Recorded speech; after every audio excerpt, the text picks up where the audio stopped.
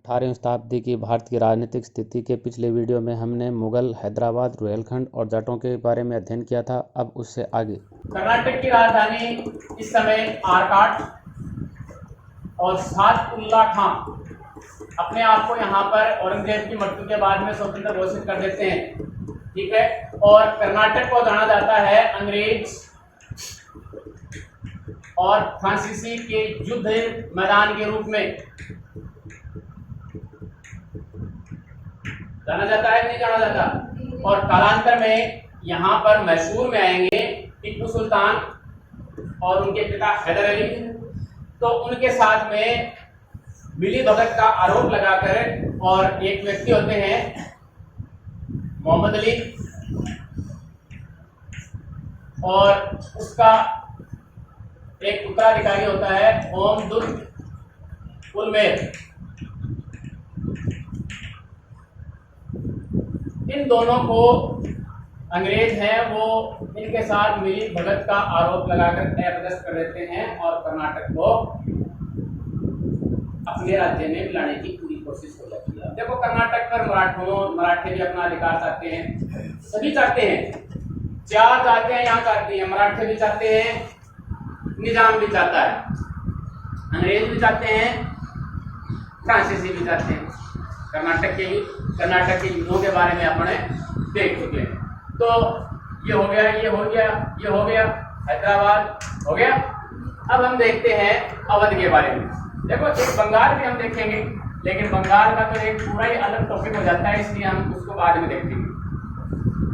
इनके बारे में हम देखेंगे। अब इनका जो पहला नवाब है सफदरजंग बुहारान मुलक, ये उपाधि है इसकी।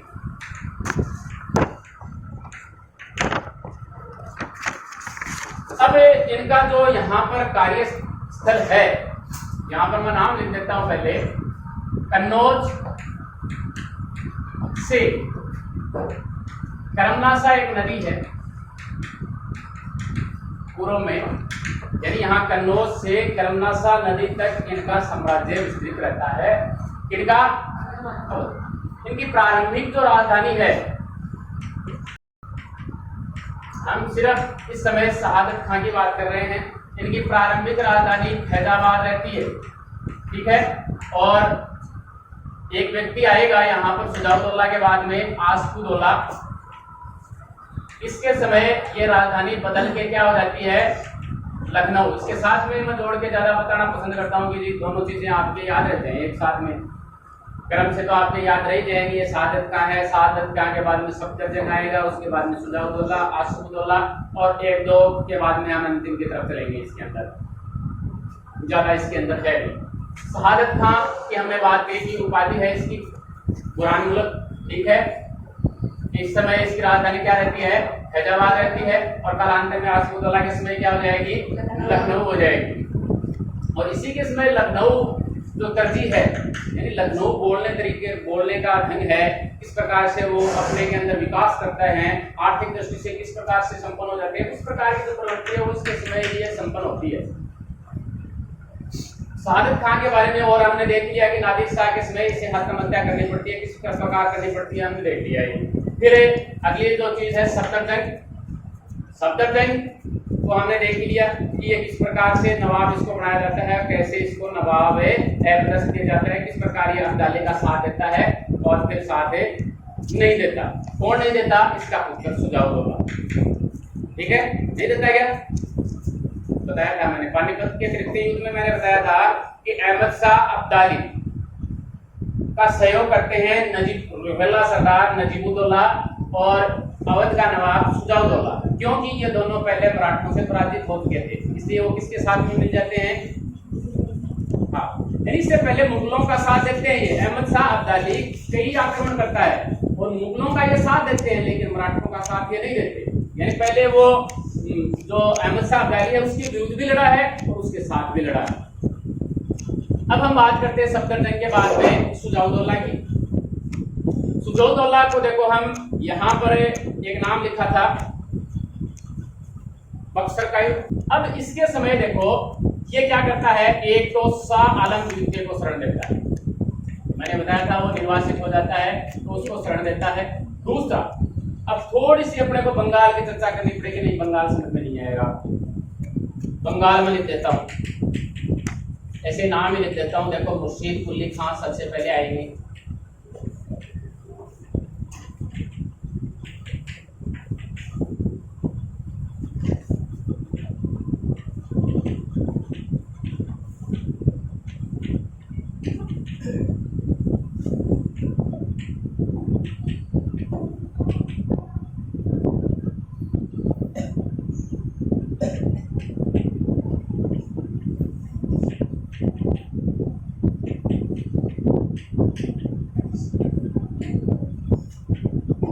सिर्फ मैं कलम लिख रहा हूं यहां पर।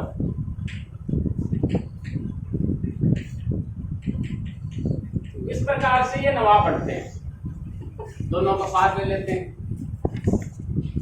बंगाल में सबसे पहले औरंगजेब के समय इसे बंगाल का गवर्नर बना के भेजा जाता है। और चूंकि बंगाल है वो एक दिल्ली से बहुत दूर था, पहली बात। दूसरी बात, ये आर्थिक दृष्टि से भी बहुत संपन्न था, इसलिए लगातार सबसे ज्यादा यहाँ विरोध सल्तनत काल से भी होते आए हैं और इस समय भी होना ही लाजमी था। तो 1707 में ये पहले तो इसकी राजधानी देखो यहाँ रहती है ढाका। मुर्शीद कुली खां ढाका से अपनी राजधानी हटा लेता है और कहाँ कर देता है, मुर्शिदाबाद एक नगर बसाता है और वहीं अपनी राजधानी ये बना लेता है। मुर्शीद कुली खां के बारे में बता रहा हूँ, इसको छोड़ दिया है एक बार। मुर्शीद कुली खां के बाद में देखो कुलीन वर्ग के जनक के रूप में इसे याद किया जाता है। क्यों किया जाता है कुलीन वर्ग का जनक? क्योंकि इसने जमींदारी प्रथा, यानी लोगों से जो ऋण लिए जाते थे, लगान जो लेना था, वो इस प्रकार का था कि उनके ऊपर वो एकदम से बोझ पड़ जाता था, किसान एकदम से गरीब हो जाते थे। और इसके लिए वो तकाबी ऋण भी देता था। तकाबी अपन पहले बात कर चुके हैं तुगलक के समय कि किसानों को जमीनें बोने के लिए पहले जो ऋण दिया जाता था उस ऋण को क्या कहा जाता था? तकाबी ऋण। यानी वो बोएंगे नहीं तो फिर देंगे कहाँ से? पहले ऋण दे दिया और फिर जब हो जाए तो पूरा वापस ले लिया। तो गरीब के गरीब रह जाते थे किसान। तो इसके लिए भी किसको जिम्मेदार ठहराया जाता है? मुर्शीद कुली खां को जिम्मेदार ठहराया जाता है। फिर इसके बाद में सुजाउद्दीन बनता है। सुजाउद्दीन के बाद में सरकार, हम इसमें मीर कासिम में चलते हैं, एक बार इनको छोड़ देते हैं नहीं तो ये लंबा हो जाएगा। बंगाल को हम अलग से पूरा देखेंगे। मीर कासिम, यानी इस समय मीर कासिम यहाँ से एफएस हो जाता है। कैसे होता है देखेंगे बाद में। मीर कासिम एफएस हो गया और इसको भी ये शरण देता है, दोनों को शरण दी। इसे 1759 में और इसे 1760 या 61 में, ठीक है, इनको शरण देता है। कौन है? अब इसकी जो मुख्य है बक्सर। अब बक्सर युद्ध देखो, यहां भी देखेंगे हम, बक्सर युद्ध यहां भी आएगा, बक्सर युद्ध यहां भी आएगा। देखो एक ये व्यक्ति हैं शाह आलम द्वितीय, एक व्यक्ति ये होंगे और एक व्यक्ति क्या होंगे, ठीक है। बक्सर युद्ध का क्या परिणाम निकलेगा हम बंगाल के अंदर देखेंगे इसको, ठीक है। इसके बाद में हम आगे चलते हैं। क्या नाम बताया था मैंने? आस्तुदौला, ये बनता है। इसके इसमें जो भी चीजें हैं, लखनऊ वगैरह राजधानी बन जाती है, लखनऊ तरजी आ जाती है और एक इमामबाड़ा, लखनऊ के अंदर दर्शनीय स्थल है इमामबाड़ा, वो इसी की देन है, इसी ने बनाया था। और इसके बाद में आता है शहादत, दोबारा आता है एक व्यक्ति शहादत खां, और इसने वेलेस्ली के साथ सहायक संधि कर ली थी। इसलिए सिर्फ एक नाम बताना है कि सहायक संधि इसने कर ली थी। इसके बाद में अंतिम व्यक्ति आते हैं वाजिद अली शाह, ये नाम याद रखना है, वाजिद अली शाह। इन तीनों नामों को तो आप एकदम याद रखें, ठीक है। इसके समय अंग्रेज एक व्यक्ति होते हैं आउट्रम, आउट्रम को रिपोर्ट बनाने के लिए भेजा जाता है कि जी वहां पर जो शासन है वो बढ़िया तरीके से संचालित हो रहा है कि नहीं हो रहा है। तो इसके ऊपर वाजिद अली शाह पर आउट्रम रिपोर्ट के आधार पर कुशासन का आरोप लगाकर 1856 में अवध राज्य को लॉर्ड डलहौजी द्वारा हड़प लिया जाता। पानी हो गई खत्म, इसकी हो गई ना। यानी वाजिद अली शाह है, अंतिम नवाब है। इस समय जो लॉर्ड डलहौजी है वो आउटरम को रिपोर्ट बनाने के लिए कहता है, और आउटरम की रिपोर्ट के आधार पर कुशासन का आरोप लगाकर लॉर्ड डलहौजी है अवध राज्य को कंपनी में मिला लेते हैं। ये है अवध। मराठों की अगर हम बात करते हैं तो पेशवाओं को हमने देखा था कि जी जो साहू है, साहू के समय कौन है, बालाजी विश्वनाथ है, फिर बाजीराव प्रथम है, फिर बाजीराव प्रथम के बाद में कौन आएंगे, बालाजी बाजीराव, और उसके समय क्या होता है जी, पानीपत का तृतीय युद्ध। कहते हैं कि जी अगर पानीपत के तृतीय युद्ध में अगर इनकी हार नहीं होती तो ये जो जाति थी वो बहुत ही शौर्य, साहसी, यानी हर प्रकार के विरोचित गुणों से संपन्न जाती थी भारत में।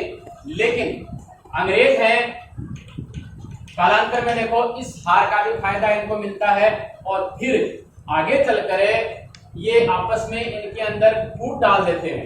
यानी कई हैं, देखो सिंधिया है वो ग्वालियर में है, इंदौर के होलकर हैं, है ना।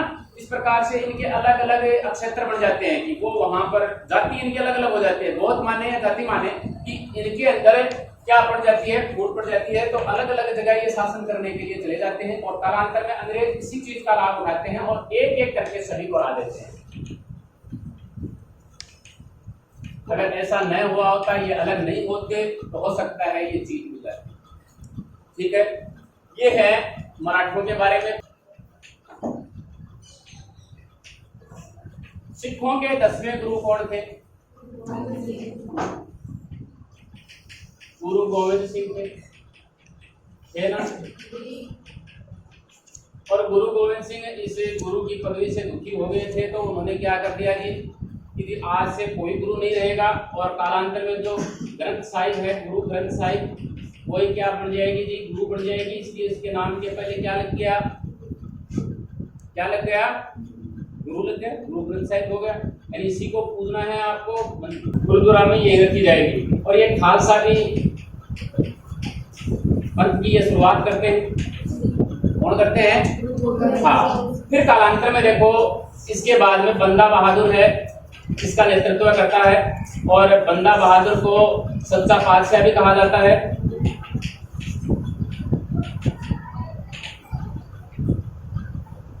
और बंदा बहादुर ने इनको एकत्रित करने की पूरी कोशिश की, यानी ये इसका शिष्य था, इनके शिष्यों ने पूरा इसका सहयोग किया, और इसने देखो बहादुर शाह जफर फर्रुख शेर से किस प्रकार से लड़ता हुआ ये फिर आगे मारा भी जाता है। तो इसके बाद में इनका जो साम्राज्य थोड़ा असंगठित सा हो जाता है। लेकिन कालांतर में इसके बाद में एक व्यक्ति आते हैं कर्पूर सिंह। कर्पूर सिंह इसको फिर संगठित करते हैं, यानी एक इनको संगठित करने के बाद में आगे एक व्यक्ति आएंगे अहलूवालिया, जस्सा सिंह अहलूवालिया।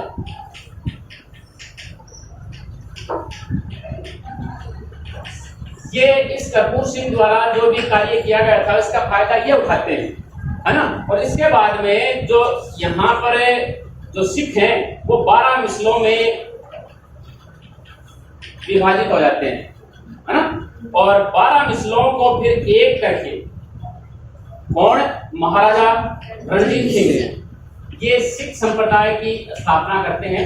सभी मिसलों को एक साथ बुला लेते हैं, जो भी है, चाहे भंगी है, भंगी भी एक मिसल है इनकी, शुक्र चूकिया है। यानी जो महाराजा रणजीत सिंह हैं वो स्वयं किससे संबंधित थे? शुक्र चूकिया से। और शुक्र जो चूकिया है इसके संस्थापक थे चरक सिंह। कुलकिया मिसल है, अवलवालिया मिसल है, सिंहगढ़िया मिसल है, कन्हैया मिसल है ना। इस प्रकार की रामगढ़िया भी एक मिसल है। तो इस प्रकार से 12 मिसलें हैं, और इन सभी 12 मिसलों को मिलाकर रणजीत सिंह पंजाब में स्वतंत्र राज्य की स्थापना करता है। और इसके बाद में कैसे क्या होगा, रणजीत सिंह सिखों के बारे में भी हम बहुत ज्यादा चर्चा करेंगे, इसलिए इसको भी हम भी स्टॉप करें। शताब्दी के भारत की राजनीतिक स्थिति का हमारा ये अध्याय इसी के साथ समाप्त होता है।